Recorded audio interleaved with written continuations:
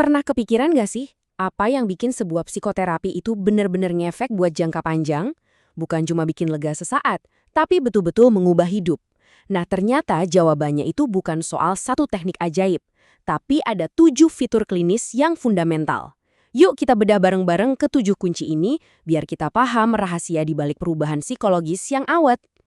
Oke, kita mulai dari sini. Kita semua setuju lah ya, terapi itu bisa bantu banget. Tapi ada satu paradoks yang menarik. Banyak banget orang merasa baikan, tapi cuma sementara.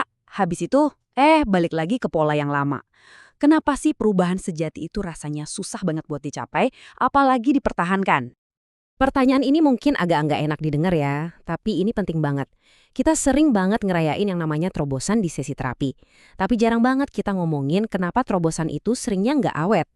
Kenapa semangat perubahan yang membara di ruang terapi kok seringnya padam pas kita balik ke realitas sehari-hari? Jawabannya mungkin bakal bikin Anda kaget. Ada sebuah studi gede-gedean dari National Health Service di Inggris tahun 2015 yang nemuin data yang wow, mencengangkan. Rata-rata manfaat signifikan dari psikoterapi itu mulai pudar setelah cuma 5 bulan. Iya beneran, 5 bulan. Gejalanya balik lagi, pola lamanya kumat lagi. Ini bukti nyata kalau pendekatan yang fokusnya cuma ngilangin gejala, seringkali gagal nyentuh akar masalahnya. Terus, solusinya gimana dong? Nah, jawabannya ada di sebuah pendekatan yang namanya psikoterapi yang bermakna. Ini bukan soal metode baru yang canggih, tapi lebih ke sebuah kerangka kerja yang jauh lebih dalam buat memahami dan memfasilitasi perubahan yang sesungguhnya. Poin utamanya di sini itu pergeseran fokus. Jadi, bukan lagi cuma sekedar menghilangkan gejala, tapi lebih ke menciptakan perubahan psikologis yang mendalam dan awet. Seorang psikoterapis ternama, Jonathan Shedler, berhasil mengidentifikasi 7 fitur penting buat mencapai ini.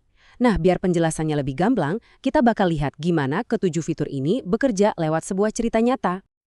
Biar ke-7 fitur ini nggak cuma jadi teori, yuk kita ikuti perjalanan seorang perempuan yang kita sebut aja Rina. Ceritanya ini adalah gabungan dari banyak kasus nyata, dan bakal jadi panduan kita buat ngerti gimana sih teori ini diterapin dalam praktek sehari-hari. Oke, kenalin. Ini Rina. Dia seorang perawat. Umurnya 26 tahun. Hidupnya jungkir balik pas ayahnya kena PHK. Tiba-tiba, semua beban keluarga jadi ada di pundaknya dia. Tekanan ini bikin dia terus-terusan nyalahin diri sendiri, merasa sendirian, dan capek banget secara emosional. Kalimat ini ngena banget ya. Ini benar-benar ngerangkum dilema yang Rina hadapi. Dia tuh kayak kejebak dalam peran sebagai penopang keluarga, pilar kekuatan. Peran ini nggak ngasih dia ruang sedikit pun buat jadi rapuh, buat ngakuin kalau sebenarnya dia sendiri juga butuh ditopang. Nah, dengan cerita Rina sebagai panduan kita, sekarang ayo kita bedah satu persatu 7 fitur dari psikoterapi yang bermakna ini.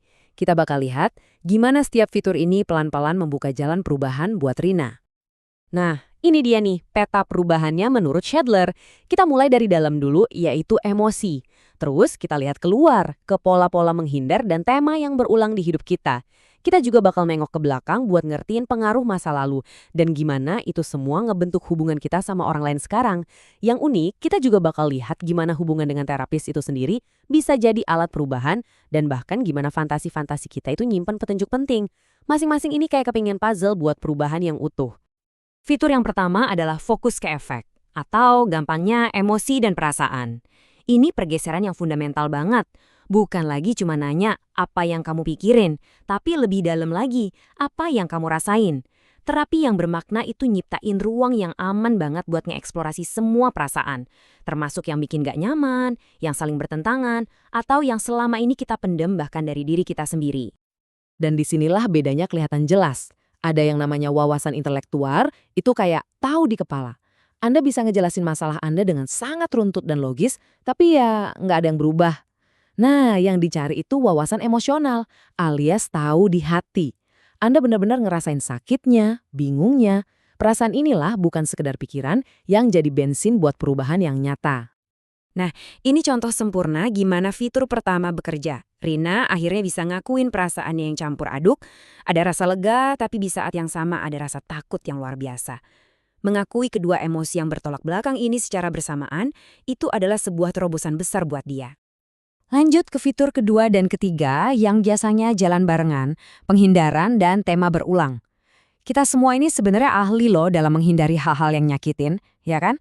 Kita ganti topik, kita sibukin diri, kita cari-cari alasan.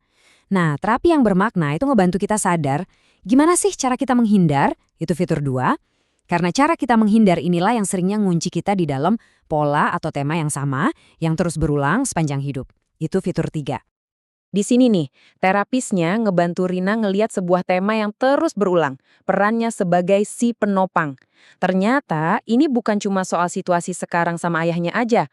Pola ini udah terbentuk dari dia kecil dan terus-terusan muncul di berbagai aspek hidupnya, bahkan sampai ke pilihan profesinya jadi perawat.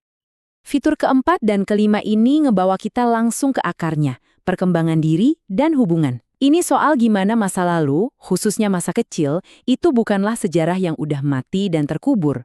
Justru sebaliknya, masa lalu itu kayak cetak biru yang secara aktif ngebentuk cara kita berhubungan sama semua orang di hidup kita sekarang. Nah, lihat kan gimana peran penopang dari masa lalunya sekarang muncul di hubungan dewasanya. Rina jadi takut banget buat bergantung sama orang lain.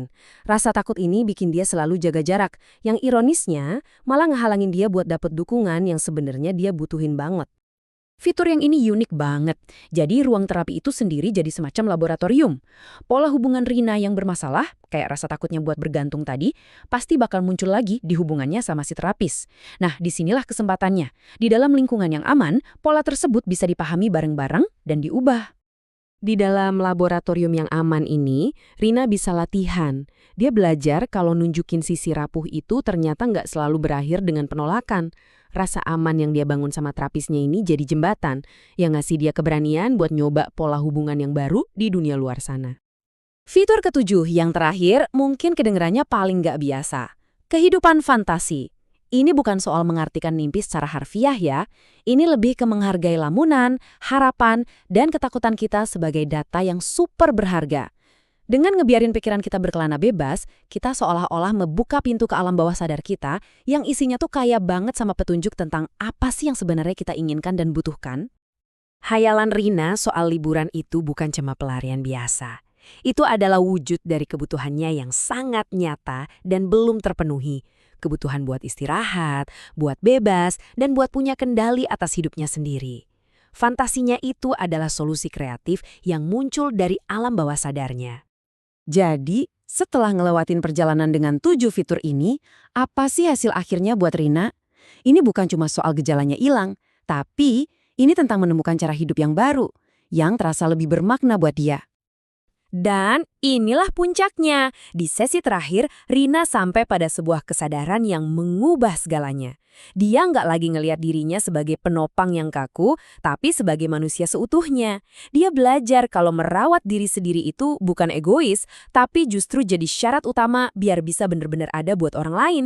Dia akhirnya menemukan kelegaan. Cerita Rina ini jadi cermin betapa kuatnya pendekatan terapi yang mendalam ini. Pertanyaannya sekarang kembali ke Anda. Setelah dengar semua ini, coba deh ambil waktu sejenak buat merenung. Pola apa sih dalam hidup Anda? Tema yang rasanya kok berulang terus, yang mungkin tanpa sadar selama ini menahan Anda. Mengenalinya adalah langkah pertama menuju perubahan yang benar-benar bermakna.